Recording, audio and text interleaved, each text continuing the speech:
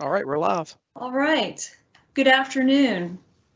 My name is Rhonda Devine, and I am with the Office of Finance and Operations, Division of District Support, Branch Manager for the Student Tracking and Data Branch. Joining me today, I have our Associate Commissioner, Robin Kenny, who may come on later, our Director of Division of Innovation, David Cook, our Director, Donna Duncan, and also Che Ritter will be joining us. Our Executive Advisor, Matt Ross, along with members from my branch, Angie McDonald, Laura Lohman, Josh Whitlow, and hopefully Paula Rust will be joining us from Kenton County to present her decision tree. She's having some technical issues joining the meeting, so I'll show you her decision tree, and then if she can come on later, she'll get to present it to you. Next slide, please. On today's discussion, we will cover the following topics: the decision tree that I mentioned, emergency Kentucky administrative regulations, blended learning, original calendars and amended calendars, non-traditional days, and participation. And we'll also look at some blended learning, just to do a little recap.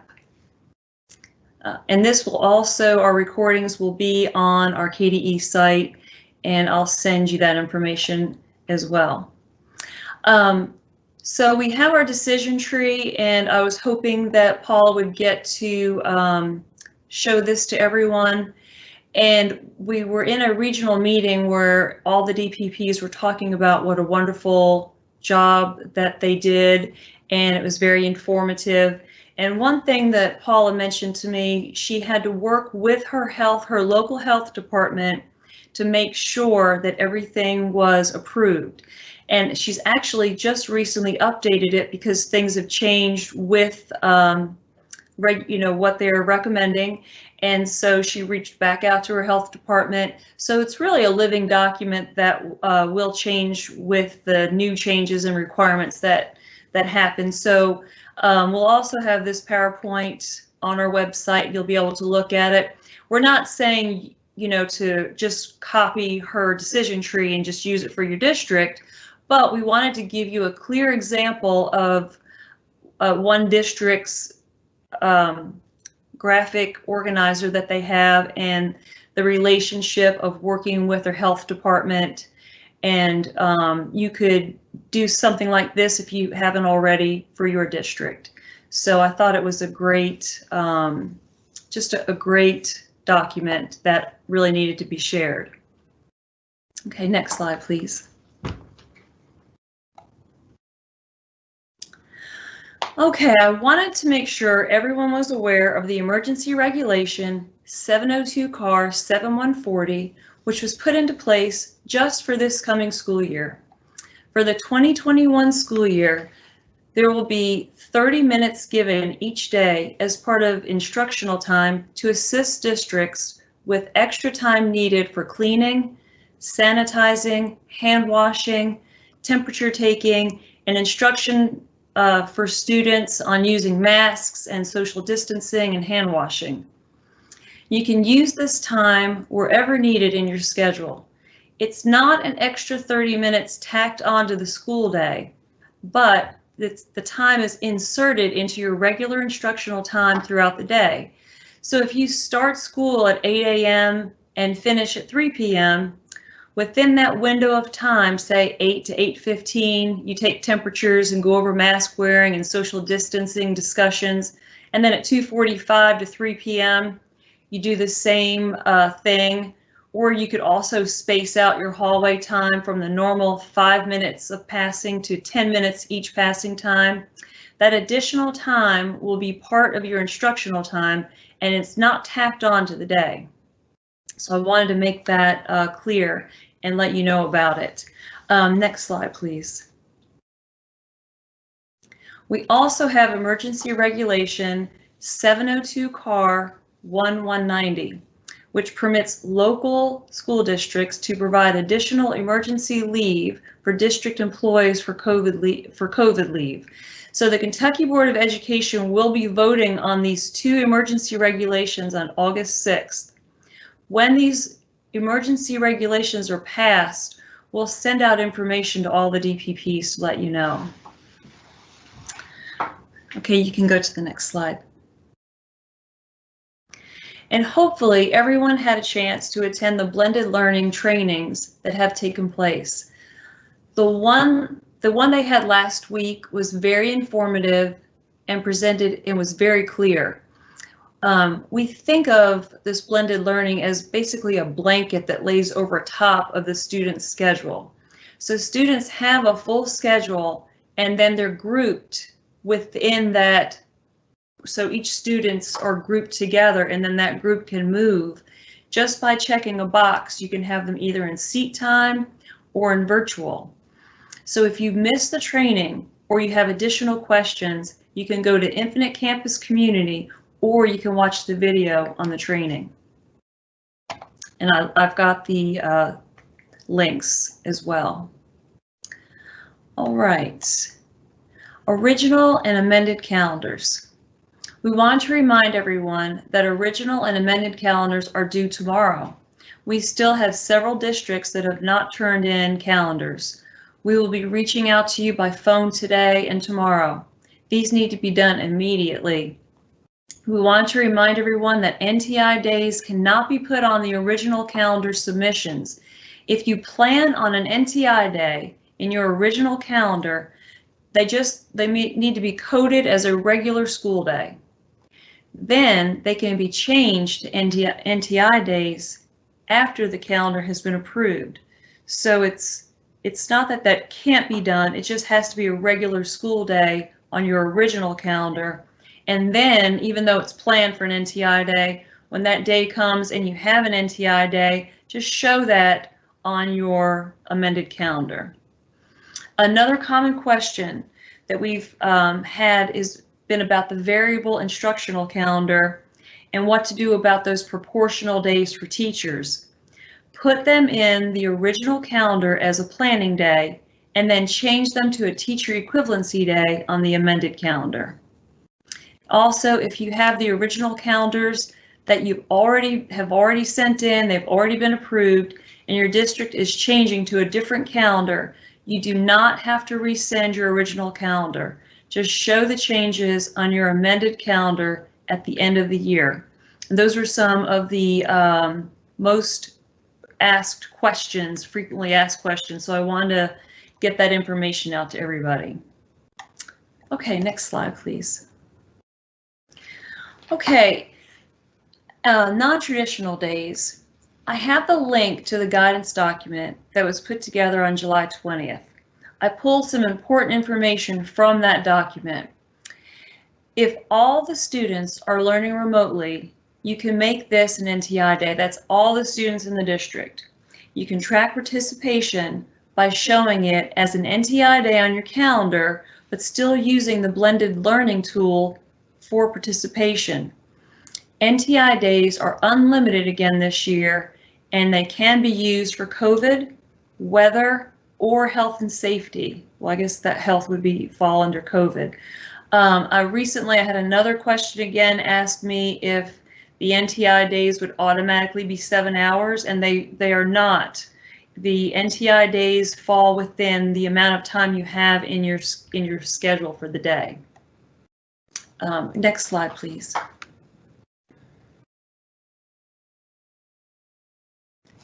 Daily participation.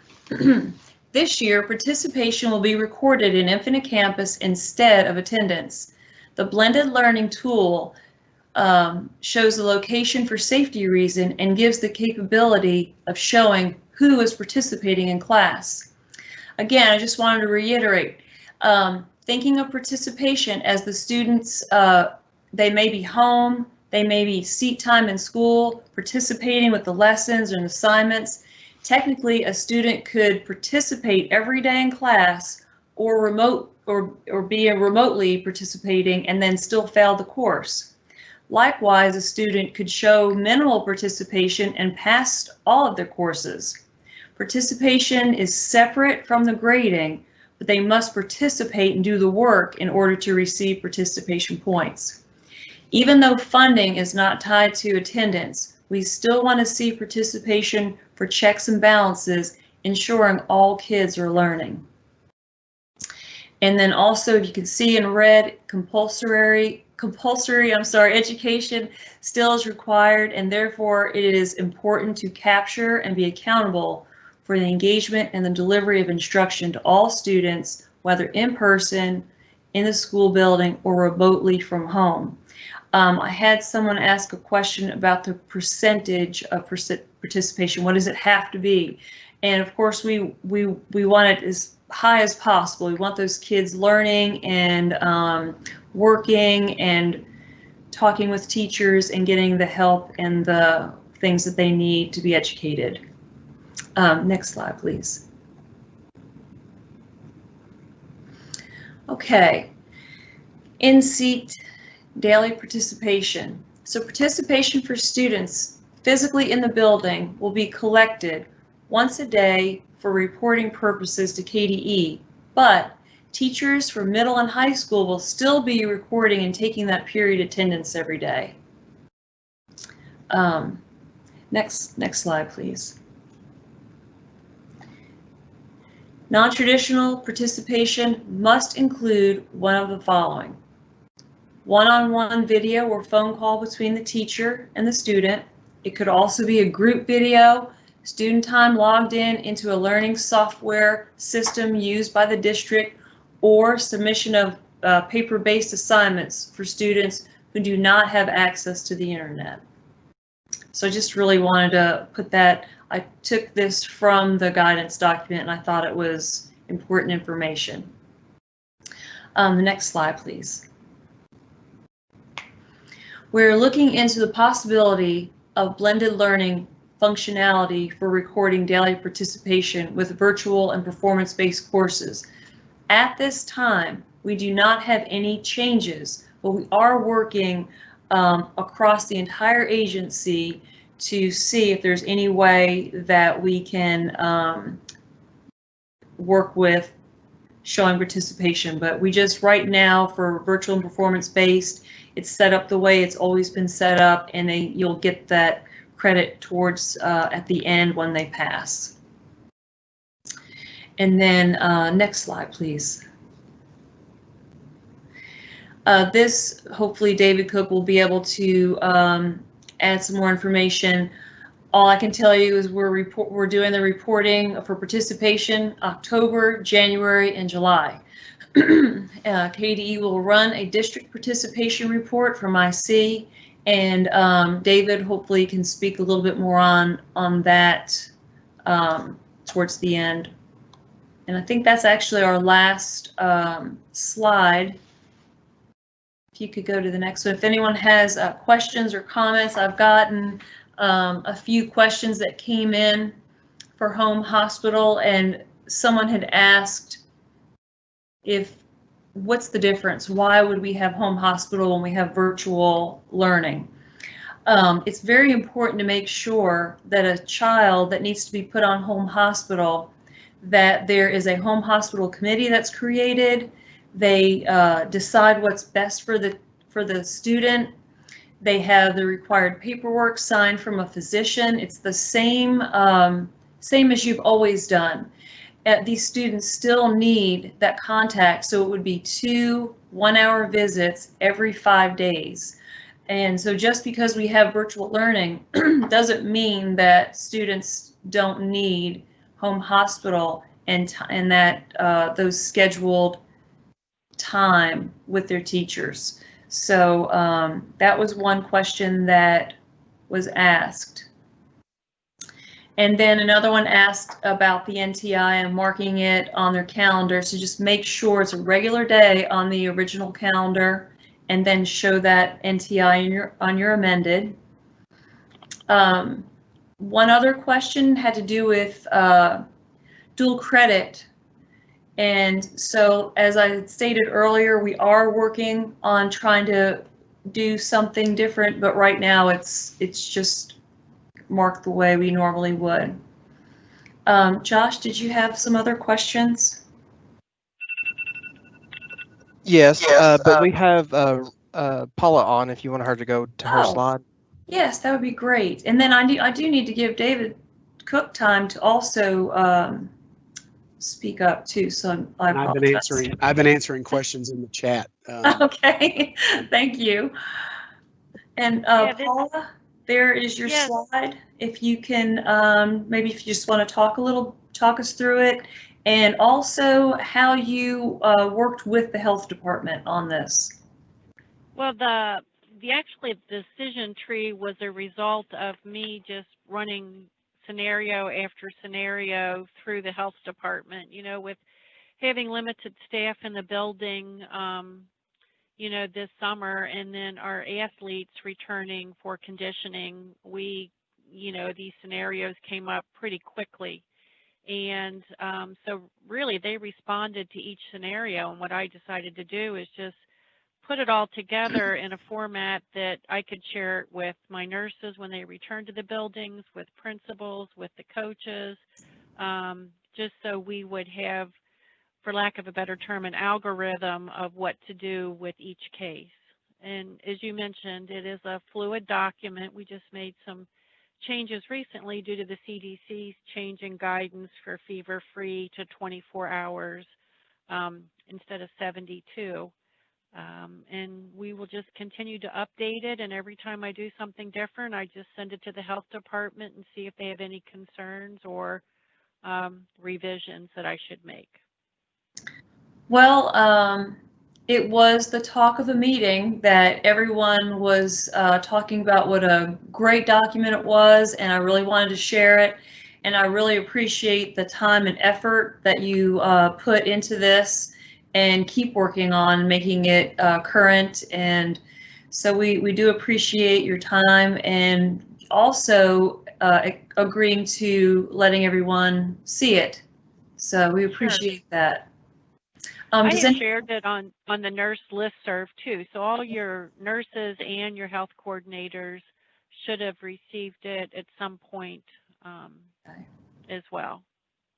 all right, thank you so much. You remember she's working with her health department too, so that I think that's a big deal to that they have that relationship and putting those common things that's happening in their district and then showing what to do. So I appreciate you showing that to us today. Sure, and anybody can feel free to reach out to me, you know, individually if they have any questions or would like me to talk them through it. Okay, well, thank you so much. You're welcome. Josh, do we have any questions? I know we had another one about a CTC school, and they said that their kids would be marked absent for half the day when they were in the CTC, but we wanted to say that you would not be marking those students absent because they're still part of your school day, and those kids would be, that blended learning would show them participating somewhere else because that blanket lays over top of their entire schedule. And so they shouldn't be marked absent. They should be still in school and getting participation for that time. David, do you have anything to say before we start on questions? Yeah, I'm writing furiously here, Josh, about several that I'm going to try to answer because I know you're probably going to go through some of them and maybe I'll catch quite a bit of them. The first one had to do with talking about participation as how it's recorded in terms of time, how often you have to record it. I mean, it's daily participation, but we have said, and the regulation does say, for instance, if you have a student who's using a packet-based system, the teacher can receive that packet, say on a Friday, and open it up and go back into IC and record the participation for the days in that week. They don't have to actually do it every day. They have to do it every day for every kid, but they could actually weekly put those checks in there. They don't have to, you know, make up something for a kid who's doing a packet for a week every day. They can wait till they have the information. So I wanted to hit that one first. Several people asking about class cap sizes for virtual classes. We're finalizing, there's several offices working on that together to finalize the guidance on that. So I don't have an answer for you right now. I was interested in the question that was placed about recording participation for 100% dual enrollment students. And my big question is, how many of those do you have that are 100% dual enrollment? Because that would mean that they would be all in the performance-based model. So we wouldn't be tracking that participation daily in that model. So I think we were thinking there weren't that many of those that were 100% dual enrolled. But if there are, we probably need to think about that again. We were thinking that maybe a student has 2 dual enrollment classes out of their total schedule or something like that. But I'd be interested to know how many people have 100% dual enrolled kids. I think I've seen several, Rhonda and Josh, that are about recording participation on NTI days, recording participation for virtual kids. The way I've been trying to think about that, and I know everybody thinks about it differently, is participation is for everybody, right? Every kid is going to have a participation mark every day, whether they're unless they are performance based, and we'll push those off to the side. But every kid who's in the blended learning system is either going to be in attendance at a school or they're going to be learning virtually.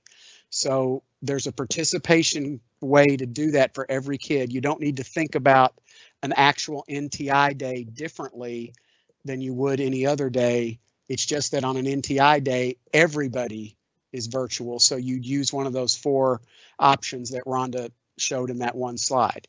But everybody every day is going to get a participation mark, if you will, whether that mark is the student is in attendance at the school or they're using one of those 4 options for virtual learning, for NTI learning. It all means the same from a participation standpoint.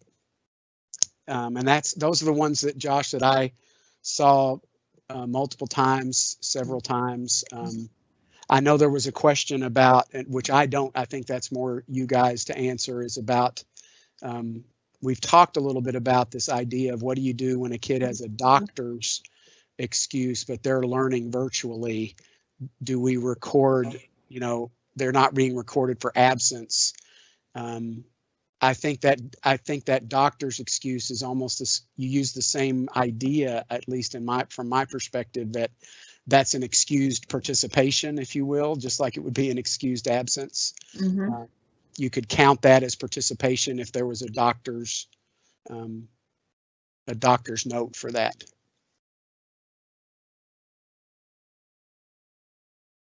That's all after I read through them, that's what I tried to catch most of. Thank you.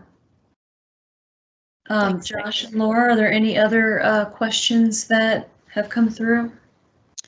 Yeah, this one says, what is the recommendation from KDE when a student has a fever greater than 100.4 or exhibits symptoms of COVID-19 and the parent refuses to take the student to the doctor for a diagnosis or to be tested for COVID-19? Can the district require a student to be enrolled as a virtual student if the parent refuses to take them? I don't know. Angie, do you have anything that you could advise on that? I think Matt probably would need to weigh in on the legal of whether they can make them do virtual or not, but they don't have to have a positive test to go to virtual learning. If they have COVID symptoms, they will just have to follow the return to school guidelines, which is 10 days after you start having improvement of symptoms and 24 hours fever-free without fever-reducing medication. And they can come back without having to have a test as well. But I can't weigh in on whether legally you can make them do virtual or not. Okay. Is Matt still on here? Maybe he can. Yeah, I'm here. Can you repeat the question for me again, then, Rhonda? Oh, Laura, I think I you've got will. it in front Oh, of you. Laura. What is the recommendation from KDE when a student has a fever greater than 100.4 and exhibits symptoms of COVID-19, but the parent refuses to take the student to the doctor? So they're wanting to know if they can require that the student go be enrolled as virtual if they Sure. So, I mean, I think I agree with Angie. I mean, if the student is sick and excluded because they're sick, and then they get well, then they could come back. But so whether or not they are sick and still sick to the point that you would want to put them in virtual, we'll have to look at that. I don't know if we can force them to enroll virtually, but surely that you could exclude them from coming to school if they are COVID positive. Mm-hmm. Okay. How are districts going to do their no-shows on the first day of school? It would be the same as they would.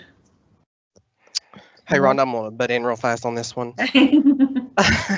As far as if the student is, if you know the student is going to be 100% in seat time and that you know that they're going to be there, then follow the no-show procedures.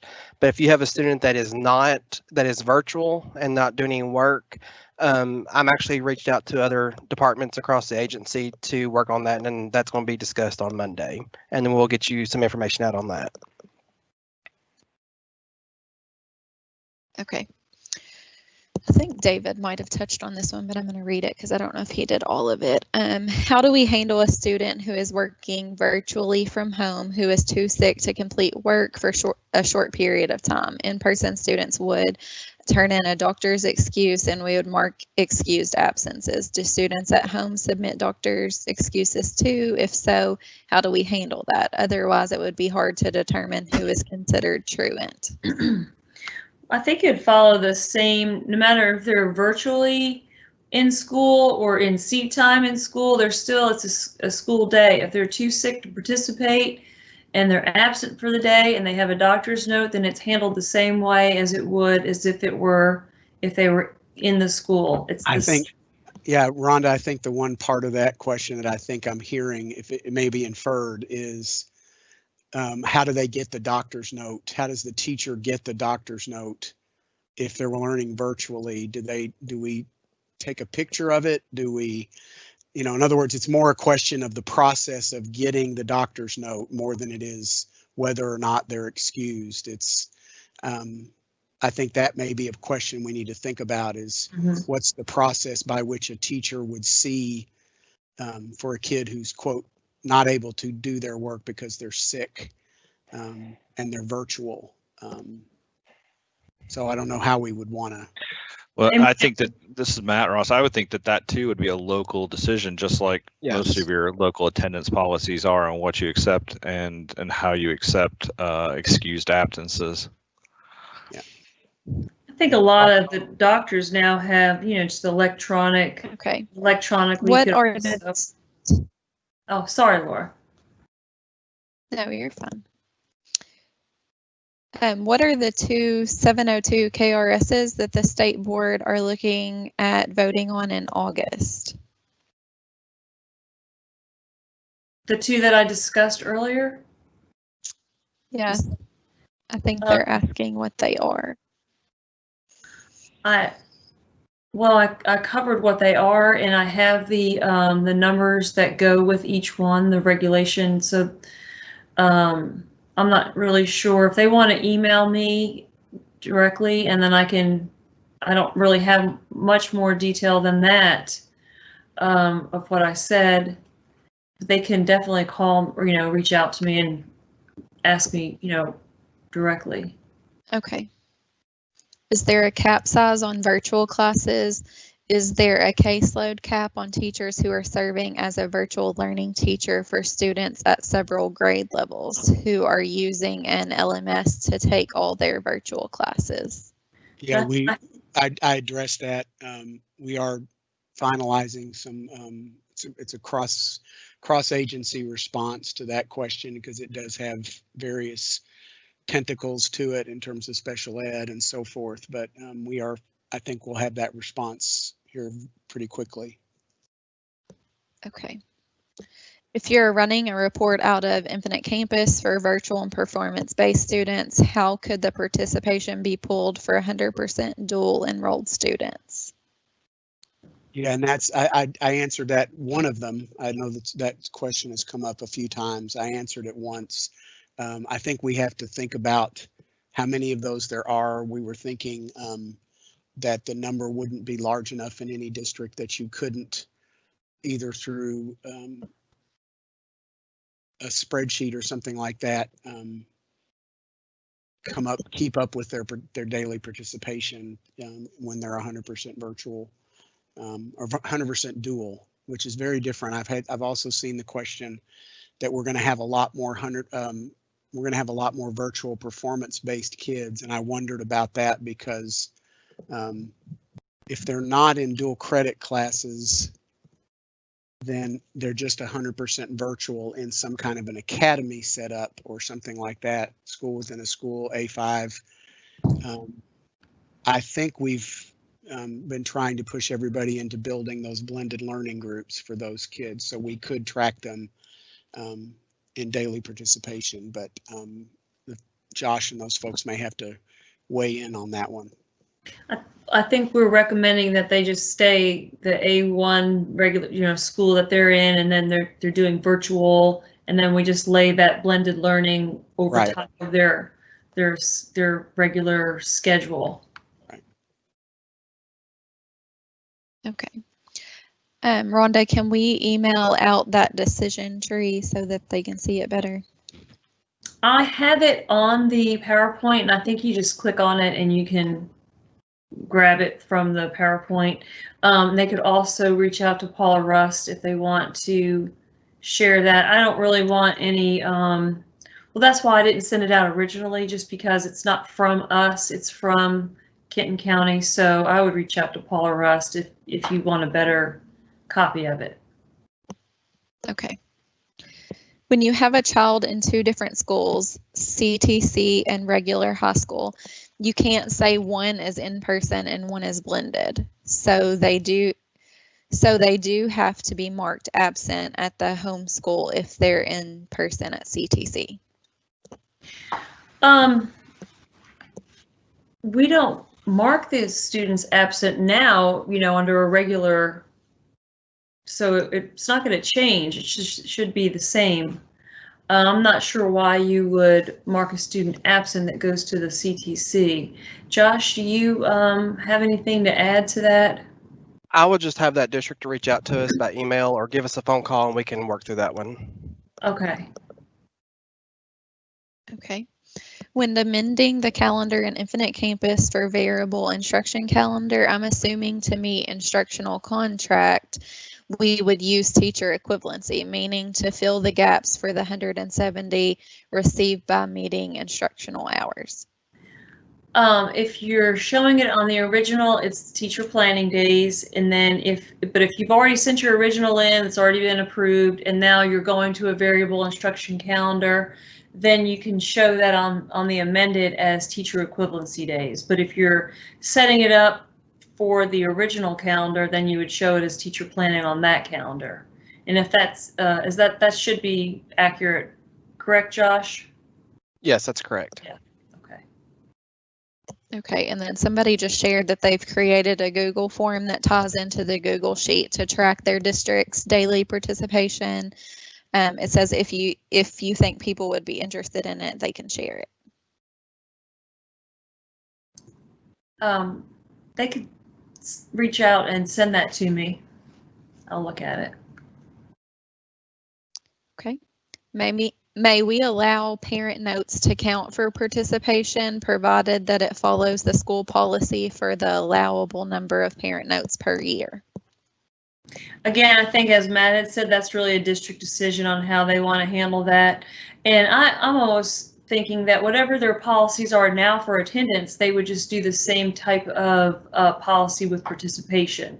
But that really is a local decision how they want to do that. Okay. This says in the 32 release, it has the functionality to allow for students and parents to post participation. Is that not allowed? That is going to be up to the district on how they want to handle that. But yes, I mean, it is out there coming out in the 32 release. And it's you want the parents to, just like Infinite Campus provided, if you want the parents for younger age to mark it saying yes they participated, then that's up to the district.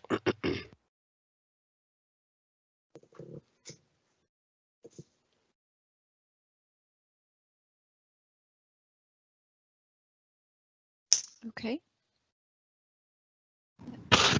Looks like David has responded to the next question about NTI days. And then Laura, the one after that, I don't think that I meant to say that we don't want you to take daily participation. I think the question we've been asking ourselves is as a whole of your district, how many of those kids are there as a percentage of your whole population? So if we're looking at a district level participation rate, if you're telling us that the kids who are virtual performance based, and again, our assumption is you're not putting that many kids into virtual performance based. You're going to, as Rhonda just said, you're going to build them into the blended model, which allows you to collect participation on them. That if that number is going to change your participation from like 91 to 93%, then we probably need to figure out a way for you to turn in daily participation for those kids. If it's going to change it from 90.11 to 90.12, I'm not sure it's as important for us to, because, and I don't guess I know Josh really well how many of those kids they're going to be. So I probably should stop talking because I don't know if that number of kids is going to be significant enough that we need to think about. And that's about how the district is setting those kids up in IC. So if you're setting up, so I guess it goes back to if you're setting up all of your kids who are going to do virtual, like in a virtual academy as virtual performance based, that's a different conversation than if you set those kids up as in a blended learning group under IC where we can collect participation.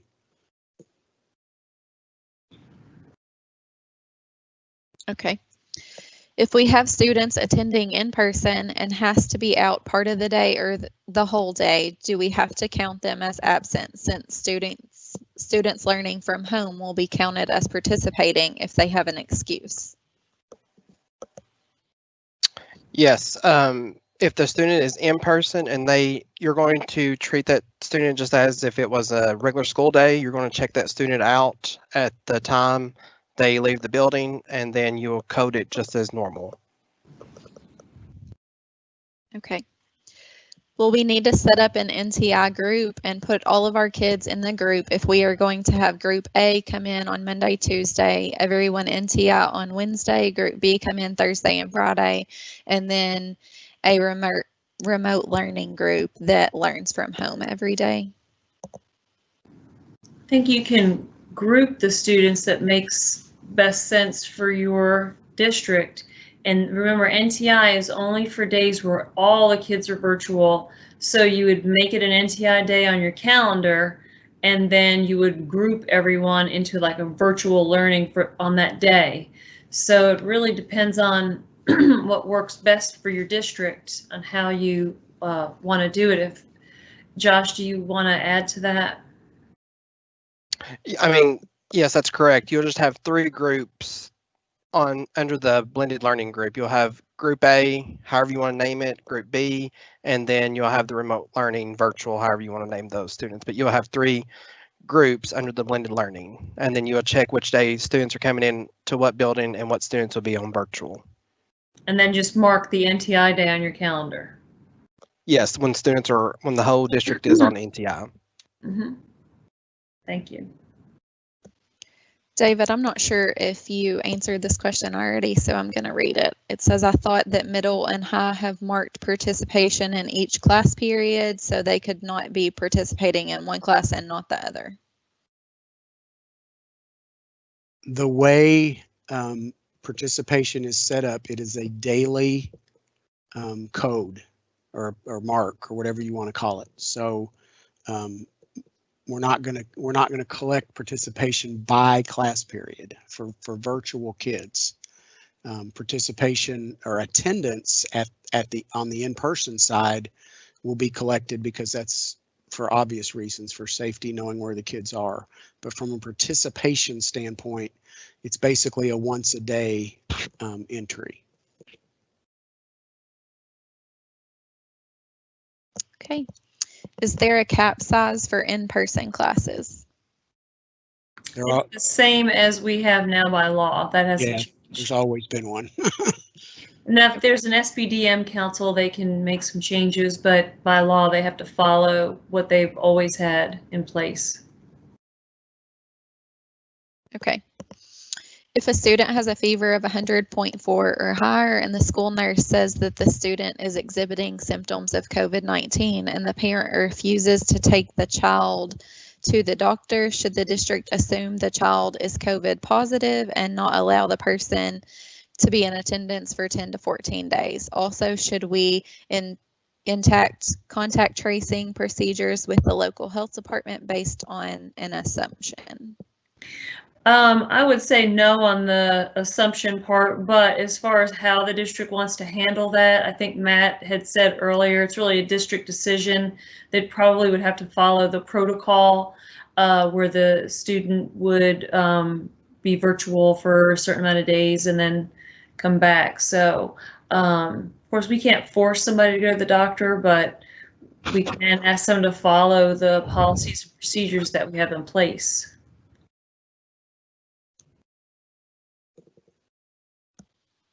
Okay. Many teachers have asked me what it is going to look like when they log into Infinite Campus to take attendance. Will it look like it always has, except will there be a traditional section and a virtual section? Hey, it's Josh. Yes, it's going to look exactly the same at when you're in your attendance tab for your teachers. The students who are in person will be at the top of your list, and then there'll be kind of like a little space in between, and then at the bottom you'll see your virtual students at the bottom.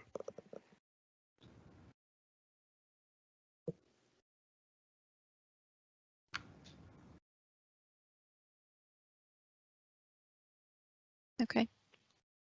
Guidance for a blended learning class cap size would be helpful too. And their question is, first grade class with 15 students on A day and 14 students on B day equals a total of 29 students.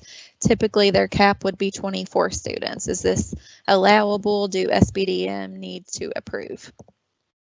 And I think David has answered that we are working on a response. So as soon as we get clarification on that, we'll send it out. Okay.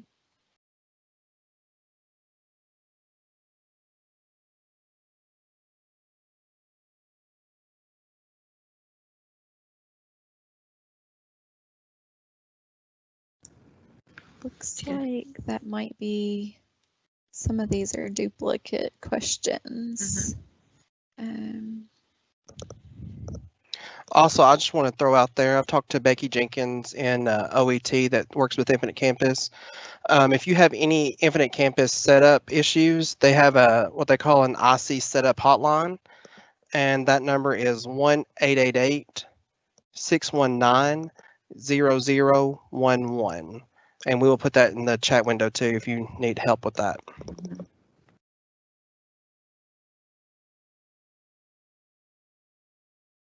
Okay, I think that's all on my end, Josh. Those are duplicate questions. Okay. Let's see if we have any in Google. I think we covered most of those. And of course, if you have any questions that we didn't answer or you need clarification on, or we asked you to contact me, feel free to make sure you send me an email. And if I don't know the answer, I will find out who does and get you the correct response. So please feel free to reach out to myself or Josh or Laura or Angie. We're here to help you with any things that you're struggling with or have questions on. Also, Rhonda, I talked to Becky as well right before that we got on the call. She reached out to Infinite Campus, and we had a lot of folks asking about to change their enrollment start status. Yes. We did say that the first time they would do it for free, the second time they will start charging. Infinite Campus has agreed that they will run the script as many times as needed for districts to change that start enrollment date if needed. Fantastic. Great. Yep. We've had a lot of districts asking about that, so that's really good news. Thank you. You're welcome. Okay, if we don't have any other questions coming in, we appreciate your time and thank you so much for joining us. We will come together again in 2 weeks, and if we need to do this sooner, I'll let you know through email, but we'll just stay with our 2-week meeting, and we hope to talk to you then. Thank you so much for joining us today.